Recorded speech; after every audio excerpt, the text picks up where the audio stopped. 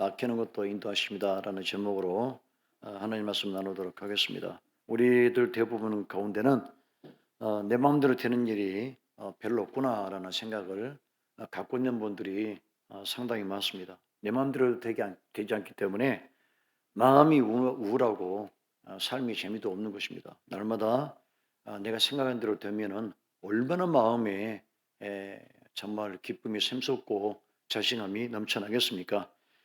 자, 많은 분들이 그럽니다. 노력하면 안 되는 일이 없다. 이렇게 말들 하는데 실상은 살아보면 노력해도 안 되는 일들이 굉장히 많습니다. 그래서 우리는 우리가 누군가로부터 들었던 그런 기본적인 말 가지고 그런 가르침 가지고 이 세상을 이길 수 있는 것은 아니구나라는 것을 매번 깨닫게 됩니다. 자, 이렇게 내 뜻대로 되지 않는 경우도 있지만 반대 경험도 있습니다. 어떤 분들은 어떻게 내게 이렇게 좋은 일이 벌어지지? 나는 힘을 쓰지 않았는데, 나는 노력하지 않았는데, 나는 고민하지 않았는데, 어떻게 이렇게 좋은 일들이 연달아 우리 집안에서, 내 인생에서 일어날 수 있지? 라고 하면서 감탄하는 분들이 있습니다.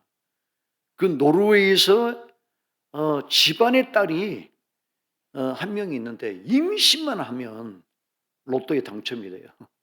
근데 그 딸이 총 몇 번 임신했느냐? 3번 임신했는데 3번 임신할 때마다 로또에 당첨이 되어서 수십억 원을 벌어들이는 그런 기업을 통하게 됩니다. 그러니까 그 집안에 태어난 그 손자들은 얼마나 부모님에게 또 그리고 조부모님들에게 사랑을 받았겠습니까? 우리 집안은 정말 뭔가 좋은 일이 있을 모양이다라는 그런 생각을 하게 됩니다. 자, 이처럼 세상 사는 복잡하게 그지없고 예측하기가 아주 어렵다는 것입니다. 서로에게 우리가 보이지 않는 영향을 미치고 또 보이지 않는 힘이 이 세상을 분명 지배하고 있다는 것을 우리는 이신전심으로 다 깨닫고 그걸 알고 있기 때문입니다. 일본 문학계 거장 이츠키 히로유키의 책 타력이라는 제목의 책이 있습니다. 타력. 여러분 힘은 두 가지가 있죠. 자력. 내가 직접 힘을 써서 나오는 힘이 있고 타력이라는 것은 외부로부터 내게 미치는 힘이 바로 타력입니다. 자, 이분이 이 타력이 이 땅에는 엄청나게 작용을 많이 하고 있다. 이 타력에 의해서 우리 인생이 바뀌기도 하고 넘어지기도 하고 그렇다는 겁니다. 그래서 자력만 가지고는 절대 이 세상에서는 우리가 승리해낼 수 없다라는 그런 주장이 담기는 내용입니다. 이분이 한 사례를 들고 있는데 일본의 체조 선수 구시켄 고지라는 사람이 있습니다. 이 사람이 1984년 로스앤젤레스 올림픽에서 체조 부분 금메달을 따게 됩니다. 따고 나서 인터뷰를 했는데 뭐라고 인터뷰를 했냐면 저는 믿을 수 없습니다. 어떻게 제 힘으로 제 실력으로 제가 금메달을 땄는지 도저히 저는 받아들일 수 없습니다. 이것은 하나님이 계신지 부처님이 계신지는 모르겠지만 어떤 존재가 내게 힘을 불려줬기 때문에 저는 금메달을 땄다라고 봅니다. 이 문학가가 이 사례를 들어요. 그러면서 실력만 갖고 되는 게 아니다. 이 세상에는 보이지 않는 타력이 엄청나게 크게 우리에게 존재한다는 겁니다. 이분의 주장처럼 여기에 보태지는 사자성어가 하나 있는데 운칠기삼이라는 사자성어입니다. 운칠기삼. 운이 7할, 재주가 3할. 다시 말하면 우리는 인생에서 성공할 때 노력이 거의 대부분을 차지할 거로 생각하지만 운칠기삼이라는 이 사자성어는 행운이 무려 7할입니다. 70% 차지하고 노력은 30%밖에 차지하지 않는다는 얘기죠. 그래서 우리 인생에는 우리가 생각하는 만큼 내가 노력하고 땀 흘리면 그것으로 모든 것들이 이루어질 것처럼 보이지만 그러나 보이지 않는 엄청난 타력이 존재하고 있다. 이렇게 이제 주장을 합니다. 여러분 운동 중에서 지금 축구 같은 경우도 공이 둥글어서 이게 운 좋게 들어가거나 그런 경우도 있고 질 수밖에 없는 전력을 갖고 있는 그런 나라가 이기는 그런 경우도 있습니다. 그런데 이 스포츠 경기 중에서 가장 많은 운이 작용하는 스포츠가 스포츠 선수들의 의견에 의하면 골프라고 합니다. 왜 골프가 여러분 운이 좋아야 되는 줄 아십니까? 골프 쳐보신 분들은 알 거예요. 골프는 바람, 칠 때마다 바람이 달라져요. 칠 때마다 바람이. 그러니까 일정한 바람이 부는 게 아니죠. 이 골프공은 굉장히 바람을 잘 타는 그런 공이거든요. 그 다음에 바람이 작용하고, 그 다음에 잔디 상태, 그 다음에 튀는 방향, 이것이 어디로 튈지는 몰라요. 내가 생각한 방향으로 잘 튀지 못하는 등 여러 기타 변수가 작용하는 게 이 골프라고 그럽니다. 그래서 이 골프는 진짜 운이 따라야 된다. 실력만 가지고는 절대로 경기에서 이길 수 없다. 이 박세리가 미국 LPGA 평정이 있지 않습니까? 근데 LPGA 평정에 있던 박세리가 그때 인터뷰 때 뭐라고 하는지 아십니까? 제가 진짜 땀 흘린 결과가 있었습니다. 보람이 있었습니다. 이렇게 인터뷰를 한 게 아니고 저는 진짜 행운이 따라준 사람입니다. 이렇게 인터뷰를 했던 것을 보게 됩니다. 왜냐하면 이 골프라는 경기가 그만큼 행운과 변수 속에서 뭔가 보이지 않는 어떤 외부의 힘이 작용하는 것을 본인들이 몸소 느끼기 때문에 이런 기본적인 대답들을 하는 것입니다. 여러분 그렇습니다. 지금 우리 인생에는 자력도 중요하지만 이 타력이 굉장히 중요합니다. 그래서 이츠키 히로유키라는 사람은 그러면 타력은 어떻게 오느냐? 어떤 자에게 타력이 오느냐? 이분은 기본적으로 그런 얘기를 해요. 최선을 다하는 사람. 그러니까 진의사 대천명으로 자신의 문제를 바라보고 그 문제를 해결하려고 노력하는 사람. 그런 사람에게 타력이라는 것이 작용하는 것이지 앉아가지고 감나무 밑에서 입 벌리고 감이 떨어지기를 바라는 사람에게 이 타력이 작용하는 절대 아니다. 그건 이것은 맞는 얘기 같아요, 여러분. 여러분 그러지 않겠습니까? 어떤 외부의 절대자가 있다 그러면 누구를 돕겠습니까? 게을러 가지고 나태하고 뭐 잠이나 자고 아무것도 안 하고 꿈도 없고 열정도 없는 사람에게 하늘에서 부어 줄 리가 없죠. 그래서 이츠키 히로유키는 내려가는 사람에게 이 타력이 강력하게 작동하게 된다. 이렇게 우리에게 설파하고 있습니다. 자, 이분이 책에서 한 가지 아쉬움이 뭐냐? 그러면 이 타력이라는 그 주체, 이 타력이라는 것이 어떤 주체가 우리에게 주느냐?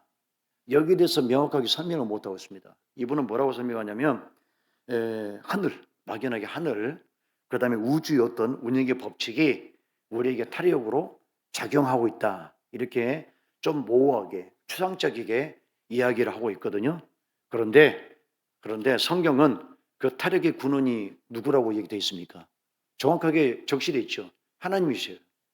성경에서는 그 타력의 정확한 주체가 바로 하나님이라고 성경에 기록되어 나옵니다.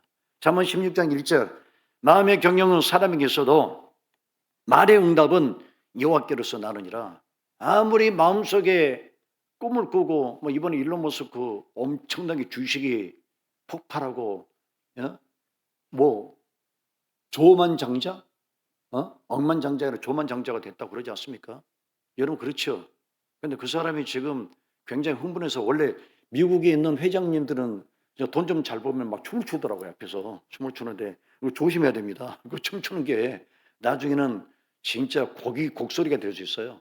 그러니까 주님께서 뭐라 하냐면 마음의 경영은 사람에게 있어도 결국 승인을 위로부터 해줘야 그게 이루어지게 된다는 얘기죠. 물론 그분이 어떻게 사는지는 모르겠지만 그 일론 머스크 같은 사람들은 하나님 부인하지 않더라고요. 제가 인터뷰를 들어보니까 하나님 부인하지 않고 여러분 메시 있지 않습니까? 메시가 저는 이번에 경기를 보면서 깜짝 놀랐어요. 몸에다가 예수님 십자가에 문신을 했더라고요. 그럼 한번 찾아봤어요. 메시가 진짜 믿음이 있나 했더니 덕실한 기독교인이래요. 그 사람이 하는 그 지금 그 세리머니가 하나님께 향한 감사의 세리머니라는 얘기를 해요. 그래서 얼렁뚱땅 교회 다니는 사람은 아니고 가톨릭 쪽이지만 남미 사람이니까 그런데 신앙은 확실한 사람이다 라고 합니다. 그렇습니다. 모든 일은 하늘로부터 승인이 떨어져야 됩니다. 잠언 16장 3절 너의 행사를 여호와께 맡기라. 그리하면 너의 경영하는 것이 이루리라. 자, 우리가 타력을 받을 때 그 타력이 어떻게 이루어져야 됩니까? 하나님께로부터 이루어지고 결국에는 맡기는 사람, 맡기지 않고 자기 스스로 그것을 헤쳐나겠다라고 자기 혼자 자력을 통해서 문제를 해결하겠다고 발버둥 치는 사람에게는 하나님의 타력이 작용하지 않는다. 맡기는 사람에게만 나타나게 된다라고 그 주의점을 얘기해 줍니다. 여러분, 목욕탕에 들어가면 딱 이 글귀가 써져 있습니다. 목욕탕 가는 곳마다 이게 써 있습니다. 맡기지 않은 귀중품은 분실하 해도 책임지지 않습니다. 어떤 분은 귀찮아가지고 맡기는 게 귀찮아서 귀중품을 갖고 들어가서 넣었다가 시계를 잃어버리거나 핸드폰을 잃어버리거나 하는 경우들, 와가지고 주인에게 따져도 절대 주인이 책임지지 않습니다. 왜냐하면 귀중품은 앞에 데스크 앞에서 보관하게 돼 있거든요. 똑같아요. 주님은 우리가 맡기는 사람에게 우리 하나님께서는 그 사람 인생을 책임지지, 교회를 내가 수십 년 다니면서 전혀 기도하지 않고 무릎 꿇지 않고 하나님을 찾은 적이 없는데 왜 하나님께서 그 사람 인생을 책임집니까? 여러분, 그렇죠? 어떤 분은 그래요. 저는 20년 30년 예수님 믿었는데 왜 주님께서 제 인생을 끌어가지 않습니까? 문제는 기도를 안 한다는 거예요. 기도가 바로 맡기는 방식이거든요. 시편 116편 1절, 여호와께서 내 음성과 내 간구를 들으심으로 내가 그를 사랑하는도다. 시편 119편 58절, 내가 전심으로 주께 간구하였사오니 주의 말씀대로 내게 은혜를 베푸소서. 기도하고 나서 하나님의 저력을 기다리고 하나님의 타력을 기다리는 얘기예요. 문제는 요즘 한국교회 성도들이 기도를 안 합니다. 기도합니까? 우리 금요철에 기도하는 모습 보면 알잖아요. 거의 기도 생활이 없어요. 여러분, 식사하실 때 식사 기도도 잘 안 하잖아요. 그러고 나서 예배 드리고 나서 주님 왜 내 인생을 책임지지 않습니까? 라고 우리는 거기에 대해서 반문하고 항의하는 경향들이 있는데 바로 똑같은 이야기를 합니다. 목욕탕에 맡기지 않은 귀중품은 절대 주님이 책임지지 않습니다. 맡기지 않는데 자기 스스로 하겠다고 하는데 왜 하나님께서 그 사람의 인생을 책임지고 나가시겠습니까? 그래서 우리가 타력을 주는 존재는 하나님이시고 그 하나님께서 우리에게 타력을 행사하는 방법은 바로 기도라는 것입니다. 그 기도라는 신용카드로 반드시 대가를 지불해야 우리 하나님의 은혜가 작용하게 됩니다. 우리 기도를 통해서 하나님의 타력을 끌어오는 믿음의 종들 될 수 있기를 주의 이름으로 축원합니다. 자, 오늘 본문에 보면 타력을 행하시는 하나님의 모습을 이 사건 속에서 역력하게 우리가 볼 수 있습니다. 바울이 총 4차 정도 전도 여행을 떠나거든요. 어떤 분은 3차 정도로 보는데 기본적으로 4차 전도 여행을 떠났다라고 봅니다. 자, 바울은 먼저 1차 전도 여행을 떠났는데 그 1차 전도 여행이 아시아 쪽에 주로 대상으로 전도 여행을 떠나게 됩니다. 그리고 나서 2차 전도 여행을 떠나게 되는데 2차 전도 여행은 1차 전도 여행 했을 때 세워진 교회들을 한번 돌아보고 그 다음에 특히 소아시아, 여러분 터키가 굉장히 기독교 역사에서 중요한 자리예요. 지금은 이슬람화 되어버렸지만 터키가 유럽과 아시아의 여러분 어떤 다리 역할을 하는 곳이지 않습니까? 유럽이 터키가 굉장히 중요한데 이때 2차 전도여행 때 사도 바울은 소아시아 지역에 아시아 지역이죠. 거기에다가 더 복음을 전하고 더 많은 복음이 편만하게 될 수 있도록 노력을 하려고 열심히 최선을 다하게 됩니다. 자, 그랬는데 무슨 일이 벌어졌냐면 자, 16장 자, 6절, 7절, 8절까지 보겠습니다. 오늘 본문 6절, 7절, 8절 같이 시작. 성령이 아시아에서 말씀을 전하지 못하게 하시거늘 그들이 부르기아와 갈라데 땅으로 다녀가 무시 앞에 이르러 비두니아로 가고자 했으되 예수의 영이 허락하지 아니하시는지라 무시아를 지나 두로아로 내려갔는데 9절 밤에 환상이 바울에게 보이니 마게도냐 사람 하나가 서서 그에게 청하여 이르되 마게도냐로 건너와서 우리를 도우라 하거늘. 아멘. 자, 소아시아 지역 터키 지역에서 계속해서 복음을 전하고 있는데 그 부르기아, 비두니아, 두로아 이 지역은 터키에 바로 있는 지역들입니다. 거기에서 복음을 전하고 있는데 이상하게 마음이 편하지가 않아요. 기쁘지가 않아요. 그래서 예수님의 영이 허락하지 않았다라고 돼 있지 않습니까? 그러다가 어느 지역이냐? 드로아라는 지역인데 그게 바로 유럽의 코앞에 있는 지역입니다. 그 드로아에서 사도 바울 일행이 머물렀는데 사도 바울 일행이 꿈을 꿨어요. 꿈 가운데 환상을 봤죠. 그 환상이 뭐였냐? 유럽 사람 마게도냐 사람이 꿈에 나타나서 손짓을 하더라는 거죠. 이쪽으로 와라. 이쪽으로 와라. 그리고 와서 우리에게 복음을 전해주고 우리를 좀 도와달라. 이런 구조 요청을 보냈다는 거죠. 자, 이걸 보면서 사도 바울이 아침에 일어나가지고 아시아 쪽으로 복음을 전하는 것은 하나님 뜻이 아니구나. 유럽으로 가는 것이 주의 뜻이구나. 라고 하면서 급선회를 해서 기술을 털어서 유럽으로 들어가서 유럽이 결국에는 기독교화가 먼저 되는 그런 축복을 받게 됩니다. 여러분 가끔 가다가 예지몽을 꾸십니까? 예지몽. 미래를 보는 꿈. 그러니까 우리 인간의 꿈은 두 가지가 있거든요. 그냥 꾸는 개꿈. 그 다음에 미래를 읽는 꿈이 있어요. 여러분 그런 거 꾸신 적 있죠? 너무 신기하게. 여러분 예지몽 같은 경우는 과학자들이 이것의 원인에 대해서 파악을 못하거든요. 왜냐? 사람들은 꿈이라는 것은 우리 무의식 속에서 우리가 살아가는 그 삶의 모든 행동들의 패턴이 우리 무의식 저변에 있다가 꿈으로 이렇게 유출된다고 보거든요. 그런데 예지몽은 뭡니까? 미래를 보는 거잖아요. 그런 것은 우리의 행동 반경에 들어있지 않는 거거든요. 굉장히 신비로운 거죠. 그래서 인간은 영적인 존재예요. 하나님께서 가끔 가다가 우리 머리 위에는 안테나가 하나 달려있다고 보시면 됩니다. 여러분 차에도 안테나가 있고 핸드폰 안테나가 있고 어두운 곳에 와이파이가 다 달려있지 않습니까? 이 사람에도 와이파이가 하나 달려있어요. 그러니까 이게 똑바로 서 있으면 주님이 우리에게 계시를 주실 때가 있어요. 우리가 기도하고 무릎 꿇고 하나님 앞에 간절히 간구할 때 꿈으로 보여주시거나 이런 일들이 있다는 겁니다.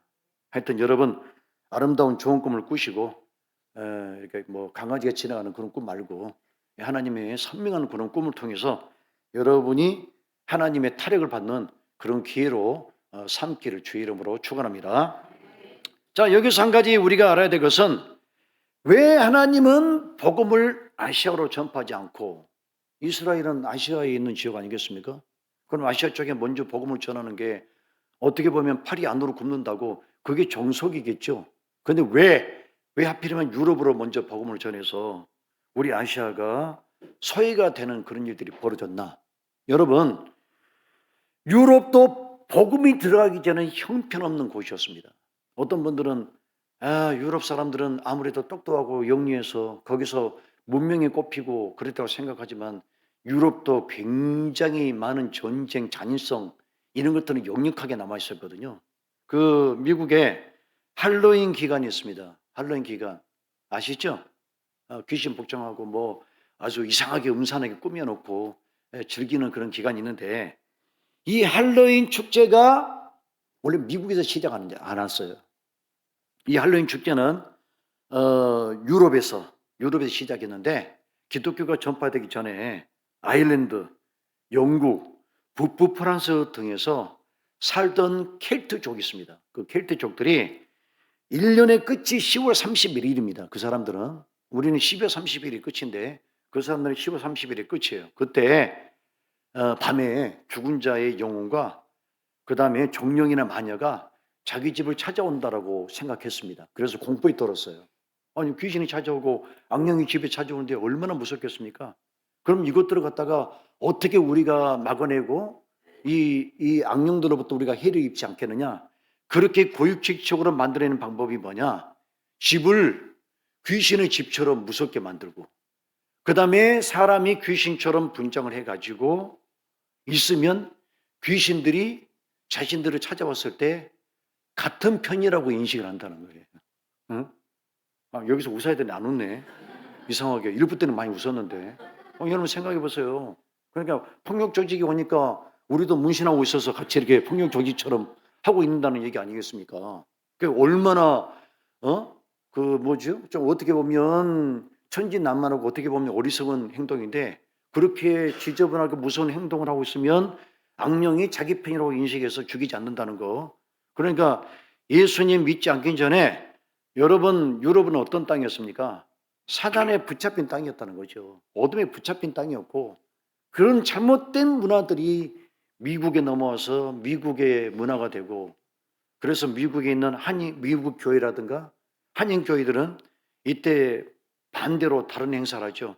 할렐루야 나이트 아니면 홀리원 프로 페스티벌 해가지고 오히려 다른 기독교적인 문화로 그 밤을 그 행사를 이겨내는 일들을 하기도 합니다.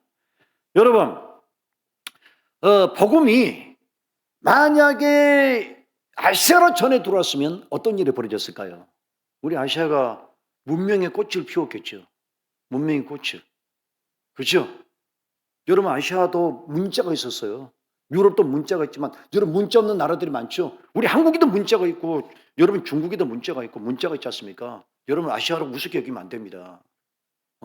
근데 만약에 복음이 아시아로 돌았다면 문명의 꽃을 피웠을 것이고 반드시 역으로 유럽에다가 영향을 끼치는 그런 일이 벌어졌겠죠.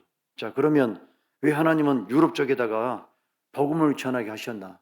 혹시 아시아 사람이 인물이 좋지 못하고 유럽 사람들이 예쁘고 우리보다 더 외모적으로 뛰어났기 때문에 그쪽에다 복음을 전하게 하신 것 아니겠는가?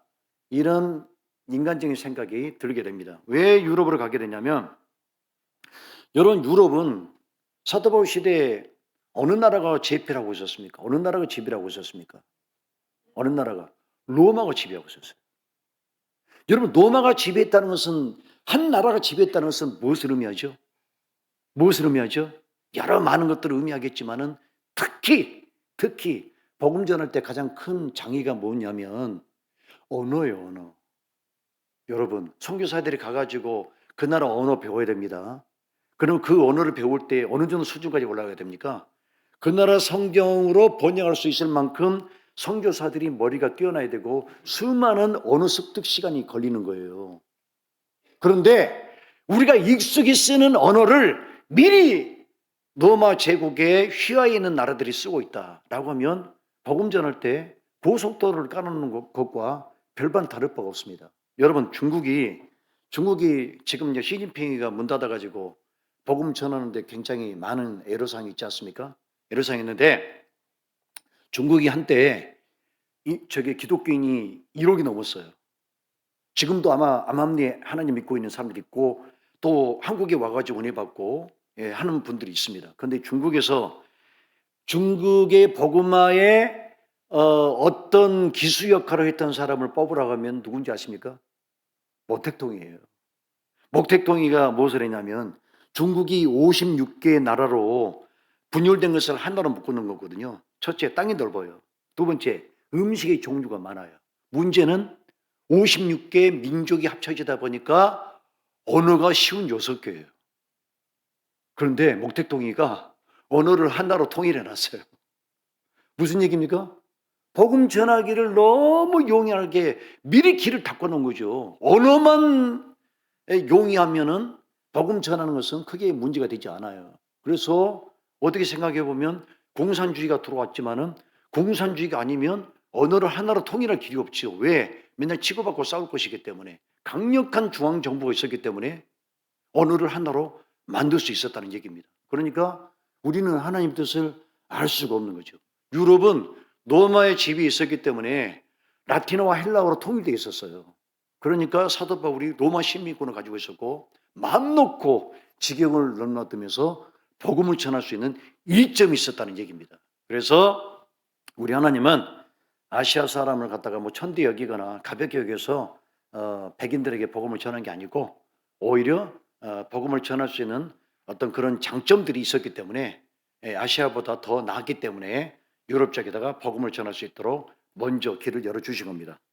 자, 여러분, 바울의 이 선교 여행을 통해서 하나님께서 타력을 행사하실 때 3가지 단계를 우리가 확인할 수 있습니다. 어떻게 해요? 자, 첫 번째, 따라서 하겠습니다. 막습니다. 따라서 하세요. 막습니다. 두 번째, 여십니다. 세 번째, 확정하십니다. 하나님이 사도 바울에게 유럽으로 복음을 전할 때 했던 3가지 방법은 뭐냐? 첫 번째, 막았어요. 두 번째는 다른 쪽 길을 열어놓으셨어요. 막으면 자연스럽게 다른 쪽 길로 가게 되겠죠? 그죠? 그게 주님의 방법이에요. 주님의 방법. 그 다음에 그쪽으로 갈 수 있도록 확정을 해 주신 거죠. 이 3가지 방법이에요. 자, 여러분이 일을 하는데 지금 막히는 일이 있습니까? 막히는 일? 그걸 한번 곰곰이 생각해 보세요. 내가 왜 이쪽 길로 가려는데 자꾸 막히지? 그런데 그 막혔던 것 때문에 내게 오히려 유익이 될 수 있었다는 것을 깨달은 적이 있을 거예요. 분명히 있을 거예요. 별로 뭐 그렇게 공감하는 말들이 없는 것 같은데 있을 거예요. 진짜예요. 제가 경험한 사람이잖아요. 제가 얘기 한번 해볼까요? 제가 원래는 여기서 개척하려 하지 않고 서울에 있는 교회에서 청빙이 당했는데 거기가 이사 일주일 앞두고 막혔어요. 당해서 난리가 났어요. 제가 공중에 떠버렸어요. 그랬더니 어떤 일이 벌어졌나요? 여기 용인에다가 그냥 반지하에다가 교회를 개척했어요. 제가 그거 맡길 때 하나님 앞에 얼마나 원망했냐면 엉엉 울었어요. 그리고 분노했습니다. 주님이 제가 지금까지 불교교 살면서 나 안일하게 목회한 적 한 번도 없습니다. 가는 곳마다 금식했고 가는 곳마다 교육부서 다 부흥시켰고 제가 주님 앞에 충실하게 일했었고 사람 비유 맞추지 않고 살았는데 왜 제가 마지막에 받아야 될 선물을 막으셨습니까? 나 진짜 이해는 못했습니다. 그런데 막았잖아요. 개척을 했잖아요. 그런데 개척하고 나서 교회 짓기까지 이 기간이 얼마 걸린 줄 아세요? 1년 만에 교회를 지었어요. 저는 그래서 이걸 알아요. 하나님은 사람이 살아갈 때 반드시 주의 뜻을 행할 때는 한번 딱 막아요. 그리고 어디 가십니까? 다른 쪽 길을 열어놔요. 그래서 그쪽 길이 하나님 보실 때는 우리에게 유익한 길이고 우리에게 혜택이 되는 길이니까 그쪽 길을 열어주십니다. 사도 바울이 바로 그랬습니다. 아시아를 막아버리고 유럽을 갈 수 있도록 그렇게 하셨거든요. 여러분이 하고 있는 일들이 막혔다고 그러면 그것을 막혔다 실패라고만 생각하지 않기를 바랍니다. 그것이 주님께서 주시는 또 다른 인도의 방법이 될 수 있다는 얘기입니다. 우리나라 조상들은 참 정말 지혜로운 게 있습니다. 우리나라 그 조상들은 소년 등과라는 것을 좋게 평가하지 않았다라고 합니다. 소년 평가가 뭘까요? 소년 등과? 어릴 때 너무 머리가 뛰어나가지고 가끔가다 초등학생이 너무 공부를 잘해가지고 11살인가 카이스트 대학교를 졸업한 애가 있어요. 완전 머리가 천재죠. 그러면 부모 입장에서는 아이고 우리 아들은 천재니까 앞으로 어마어마한 사람이 되겠구나라고 하는데 대부분 이렇게 빨리 과거 시험에 합격하고 어린 나이에 합격한 이런 친구들이 나중에 결말이 안 좋아요. 교만해지거나 실수를 범하거나 물론 승승장구해서 올라가지만 나중에 치명적인 결과를 갖고 오거든요. 그래서 옛날 우리 조상들은 절대로 대기만성형이 안전한 성장이지 급속도로 올라가다 보면 속이 있지 않아서 오히려 해를 맞게 된다라고 합니다. 그래서 우리 하나님은 우리가 대기만성형으로 자라나게 해서 항상 우리 하나님은 먼저 막으세요. 자, 여러분 보십시오. 요새 몇 년 막았습니까? 여기서 국무총리 될 때까지 몇 년 막았어요? 13년 막았죠. 13년 막았죠. 노예 생활 13년. 그 다음에 다윗을 왕이 될 때까지 몇 년 막았나요? 거의 10년, 그 다음에 16년 정도 막았어요. 하나님이. 완전히 통일 왕국의 왕이 될 때까지 16년 막았고, 그 다음에 모세가 40년, 80년 막았죠. 하나님께서. 그죠? 왕자로 40년, 미디안 광에서 40년, 80년을 막았어요. 그 다음에 아브라함이 자식을 얻는데 몇 년 막았습니까? 25년을 막았어요. 이유가 뭡니까? 이 막을 이게 막을 때 그때야 우리는 든든한 사람으로 우리는 속이 촘촘히 쌓이는 사람으로 이렇게 성장할 수 있거든요. 주님이 그런 뜻이 있는 거예요. 그래서 여러분이 막힐 때 이것은 무너집니다. 이것은 꼬인 것이다. 이것은 내 인생의 커다란 문제다. 그런 인식보다는 하나님께서 다른 곳을 열어주시려고 그러신 것보다라는 그런 긍정적인 마음으로 여러분 그 문제를 볼 필요성이 분명히 있다는 얘기입니다. 영국이 나온 청교도 신앙가 존 번연 목사님이 국왕한테 찢겼습니다. 국왕이 존 번연 목사를 감옥에 집어넣으라고 그랬습니다. 감옥에 갇혔는데 옥사장이 존 번연 목사를 굉장히 존경했습니다. 우리나라에서 이렇게 훌륭한 목사가 없고 신실한 사람이 없다. 그래서 그 옥사장이 그 존 번연 목사에게 저기 목사님 제가 봐드릴 테니까 지금 집에 안 가신 지 오래되셨죠? 예, 가서 몰래 사모님하고 자녀들 좀 뵙고 오십시오. 이렇게 좀 호의를 베풀었어요. 호의를 베풀었는데 거기 이제 국왕이 찾아올 일이 없잖아요. 감옥에 올 일이 없으니까 자기가 거기서 옥사장이니까 그 교도소장인데 그 정도는 뭐 탄력 있게 운영 못 하겠습니까? 그래서 목사님 집에 잠깐 갔다 오세요 했더니 목사님이 예 감사합니다. 그러면 집에 갔다 오겠습니다. 가다가 다시 돌아왔어요. 아니 목사님 왜 돌아오셨습니까? 했더니 아니요 가면 안 될 것 같아요. 왜요? 성령께서 가지 말라고 하셨어요. 아이 갔다 오시죠. 지금 집에 안 가신 지 너무 오래되셨잖아요. 지가 특별히 받는 거니까 갔다 오세요. 아니요. 안 가는 게 나을 것 같아요. 이상하게 가는데 성령께서 자꾸 못 가게 하세요. 그래가지고 존 번역 목사님이 감옥에 돌았는데 1시간 지나고 나니까 누가 왔냐면 국왕이 존 번역 목사가 감옥에 잘 있는지를 확인하러 왔어요. 깜짝 놀랄 일이 벌어진 거죠. 그 옥사장이 그랬답니다. 목사님, 역시 목사님이십니다. 목사님이 집에 갔으면 목사님하고 저는 저 세상 사람이 됐을 것입니다. 목이 달아났을 것입니다. 그러니까 이 존보녀 목사는 무엇을 알았죠? 하나님이 막을 때 이건 주님이 막고 계시다. 그러니까 여기에 항의하지 말고 여기에 토를 달지 말고 내가 순응해야 되고 순종하는 것이 내게 유익이겠구나라는 것을 평소에 잘 훈련된 분이기 때문에 그렇게 순종함을 통해서 목숨을 건져내는 일들이 벌어지게 됐다는 거죠. 여러분, 지금 막힘을 통해서 하나님은 여러분과 나를 다른 곳으로 인도하십니다. 맡길 때마다 낙심하지 마시고 하나님의 더 큰 은혜를 기억하면서 감사하는 우리 모두가 되시기를 주의 이름으로 축원합니다. 네, 기도하시겠습니다. 자비하신 아버지 감사합니다. 우리는 부족합니다. 많이 막힙니다. 왜 막힐까요? 주님 그 막힌 가운데도 돌아보면 우리 하나님께서 철저하게 인도하셨다는 사실을 또 느끼게 됩니다. 주님, 우리가 주님의 막힘에 대해서 다 내려놓고 포기하고 순종하게 도와주시옵시고 우리 주님께서 주시는 그 길을 기쁨으로 즐거워하며 걸어갈 수 있도록 도와주시옵소서. 예수 이름으로 기도합니다. 아멘.